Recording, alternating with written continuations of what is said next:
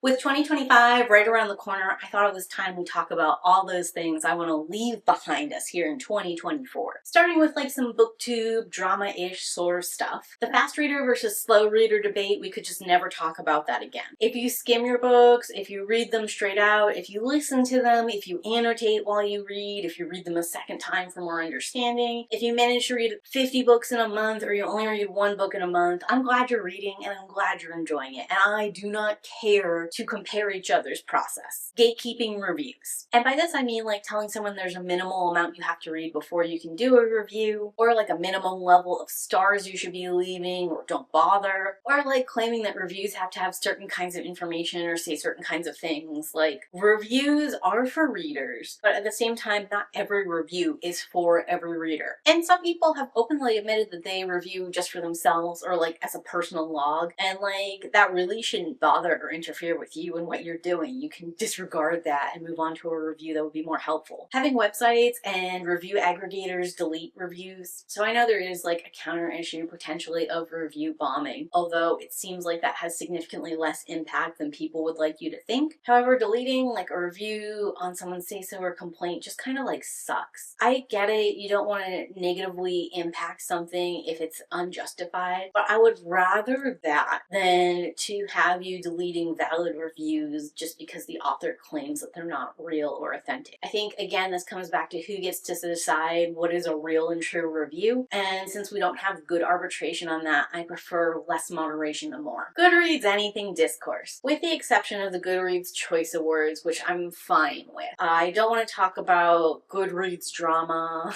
Goodreads reviews, Goodreads policy and procedures, even though it is the #1 book reviewer website and has been for a long time. I really think it's time that we move on from flipping Goodreads. I know why it's hard to do that. It's certainly the only way I can keep track with what some of my like old high school and college friends are reading is through their Goodreads profile. And certainly if you're an ARC reviewer or if you're trying to be an ARC reviewer, then leaving reviews on Goodreads is like one of the big ways that you continue to be relevant. But just like generally as a book social community, we should pick one of any of these other reading apps and move to that. At this juncture, I think my vote is probably between Storygraph or Fable. I'd argue that we sort of need both of them. Storygraph for like the reviewing element, and Fable, I think their interactive book groups is like way better than the interactive portion available on Goodreads. But like, we know Goodreads lacks diverse representation. We know their lists are boo-boo. We know they're owned by Amazon. What are we doing to ourselves? Let's just move on and talk about what we want to see instead of complaining about stuff that we can't make them change and that they have no reason to change. Authors pretending to be someone they're not. This happened more than once this past year, and whether they have like fake dummy accounts to give poor reviews or they're pretending an ethnicity they don't really have, let's just go ahead and push that and leave that here in this past year. The spicy booktube, book talk debate, pretty much everything complaining about books being smut, whether or not the books are safe for children, whether or not you're allowed to talk about it on the platform. All this is like a garbage conversation, and it collects so many views and so many eyeballs. It like continues to recirculate in my feed and stuff, but I don't like it because #1, romance is just as valid a genre as anything else, and arguably it's the backbone of the publishing world. It's the most profitable one. Like, we need romance to keep publishing going. If you don't like certain tropes in romance, if you don't like certain elements that are executed in romance, that's fine. Talk about that. But do not talk to me about the level of smut or spiciness that's there in books. To me, this is one of the few media critique elements where people do that. Like, I don't see people talking about how spicy things are on TV or in movies, how much innuendo is there, how much skin time is there, whether or not you needed those elements to like move the plot forward. And arguably, since romance is about relationship building, at least the spicy times then might have a plot purpose. But like, if I'm watching Game of Thrones or whatever, there's a ton of spicy scenes in there that are just there to like titillate people and have nothing to do with the plot or like very limited plot handling. And that's not to say that you should edit Game of Thrones or any other TV show. I am just saying, I don't hear these complaints, critiques, in-depth discourses talking about perversion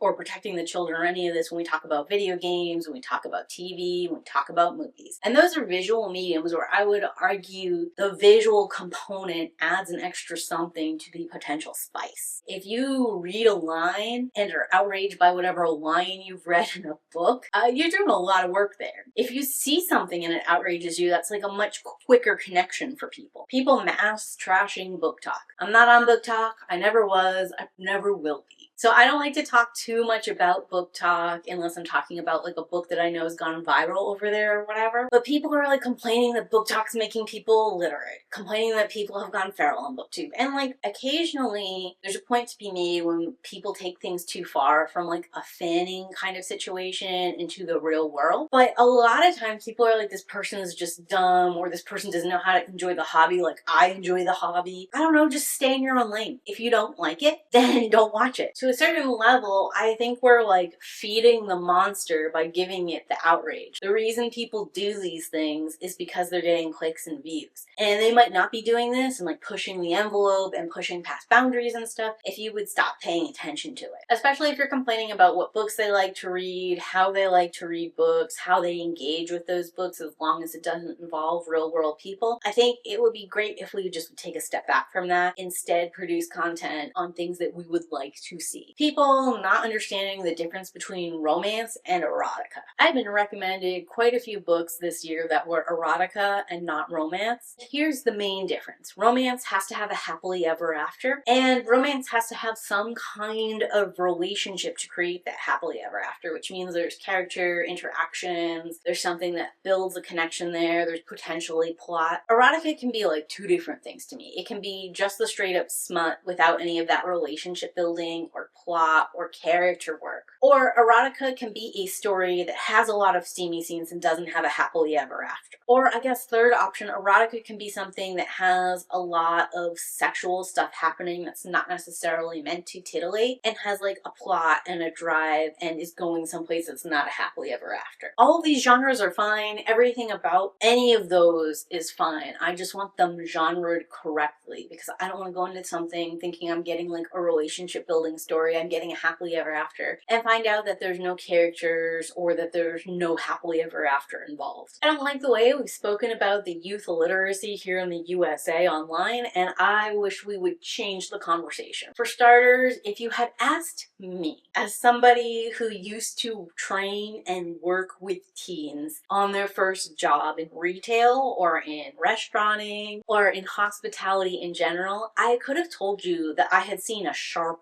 trend in illiteracy in these students. And I mean like can't read basic directions or can't read and comprehend the directions, can't fill out basic forms and paperwork, don't understand basic safety guides through reading them. This has been something I have been observing since 2016. So this is not, to me, an issue of pandemic or an issue of TikTok. They may have accelerated things, but they are not the instigators. And I would personally prefer if the conversation was about us talking to young people, discussing what the struggle point is and finding solutions for that, instead of just like old people talking about how much they love reading and how they can't imagine being so illiterate and then like trashing things that the younger generation likes. It makes me feel so old and grouchy and frumpy every time one of these comes on my scene. And it also is just point blank not helpful and doesn't like actually do anything to move me towards better understanding the problem. The closest I want old people to be on this subject is if we're talking to teachers and them noticing trends about like the challenges they have of teaching kids to read or teaching them reading comprehension, or like the ways that curriculums have changed over time that maybe make them less able to handle a full novel or like an old-timey full novel. So then moving into books and reading trends, romantasy needs to slow the fuck down. I love the idea of romantasy, but I do have this video over here explaining why I think romantasy as a genre right now is bland and forgettable, which breaks my heart because this is exactly what I would like to see, but it needs more time to cook, more developmental edits. I'll still be hunting for that like good romantasy, but there's just no way I can keep up with how many are being churned and burned and spit out. Not only because there's too many of them, but because I just don't want to. I get so tired of reading what's basically the same forgettable mess over and over again. Trad publishing needs to edit. Look, if you're an independent publisher, if you're an indie author, I get limited resources, limited time, trying to make something work. But traditional publishing, you're supposed to be like this gold standard bearer or whatever. So go ahead, invest that extra time, invest that extra money, maybe spend less on the cover art and a little bit more going through developmental edits and copy edits, because I'm done seeing grammar mistakes in traditionally published media. Any and all conversations about ARCs. So ARC stands for Advanced Reader Copy, and there's a lot of continued churn and burn discourse about authors being so sad that people don't review their books when they're given a free ARC. You're not owed a review no matter how the person came across the book. But also, it can be a very hard landscape to navigate because authors want good reviews on their ARCs. If your review is mid or if it's bad, sometimes they don't want you to publish it. Sometimes a reviewer thinks they're doing you a favor by not saying anything or by waiting for your book to be released and there being a few more reviews on the book so it doesn't just have like this one negative one like looming over it. This is another one of those situations that could be solved if you would just mind your own business and stay in your own lane. You gave the book out, you hoped for good reviews, you got what you got. I know sometimes it's sad, I know sometimes it's frustrating. Keep it in your like little chat. Don't put it online. And meanwhile, like